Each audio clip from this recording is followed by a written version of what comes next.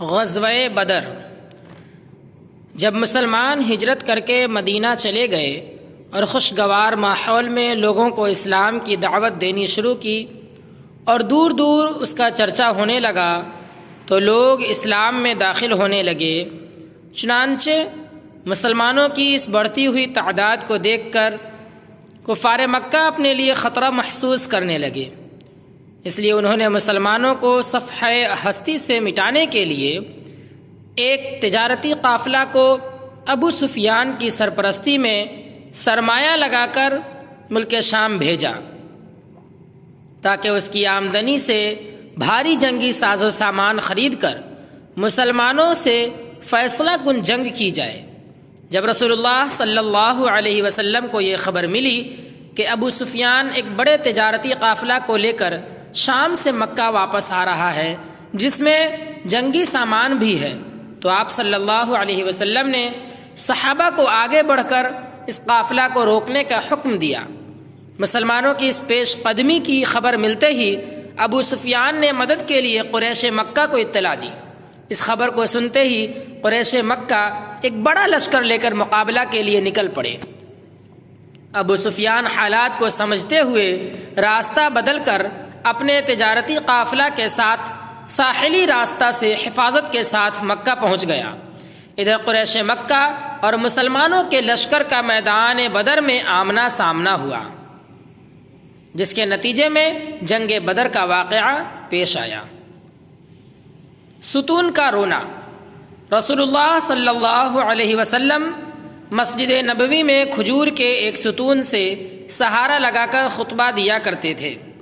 بعد میں جب ممبر تیار ہو گیا اور رسول اللہ صلی اللہ علیہ وسلم جمعہ کے دن جب خطبہ دینے کے لیے ممبر پر تشریف لے گئے تو وہ ستون بچوں کی طرح رونے لگا۔ رسول اللہ صلی اللہ علیہ وسلم ممبر سے اترے اور اس کو اپنے بدن سے چمٹایا تو وہ بچوں کی طرح سسکنے لگا۔ رسول اللہ صلی اللہ علیہ وسلم نے فرمایا، یہ ستون ہمیشہ ذکر یعنی خطبہ سنا کرتا تھا، اب جو نہ سنا تو رونے لگا۔ رکوع و سجدہ اچھی طرح نہ کرنے پر وعید۔ رسول اللہ صلی اللہ علیہ وسلم نے فرمایا، بدترین چوری کرنے والا شخص وہ ہے جو نماز میں سے بھی چوری کر لے۔ صحابہ رضی اللہ عنہم نے عرض کیا، یا رسول اللہ صلی اللہ علیہ وسلم، نماز میں سے کس طرح چوری کرے گا؟ فرمایا، اس کا رکوع اور سجدہ اچھی طرح سے نہ کرے۔ شادی کے موقع پر دعا دینا۔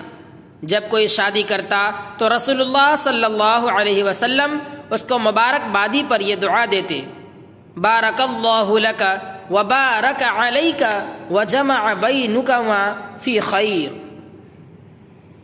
اللہ تمہاری شادی مبارک کرے اور تم پر برکتیں نازل فرمائے اور خیر و خوبی کے ساتھ تمہارے درمیان محبت پیدا کرے۔ اخیر رات میں عبادت کرنا۔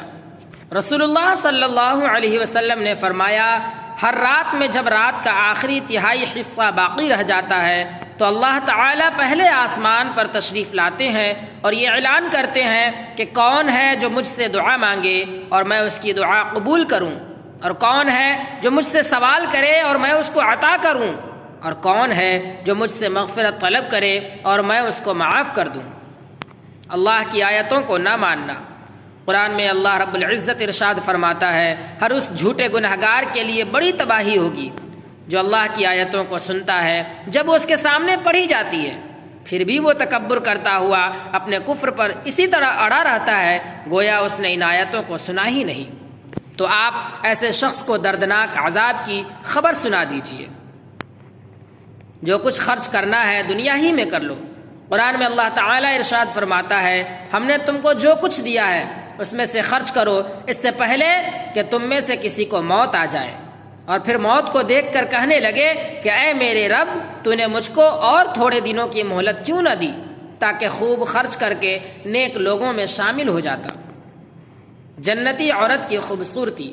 رسول اللہ صلی اللہ علیہ وسلم نے ارشاد فرمایا، اگر جنت کی کوئی عورت زمین والوں کی طرف جھانک لے تو زمین و آسمان کے درمیان تمام چیزوں کو روشن کر دے۔ اور اس کی خوشبو سے بھر دے، اور اس کی سر کی اوڑھنی دنیا اور تمام چیزوں سے بہتر ہے۔ درد سر سے حفاظت۔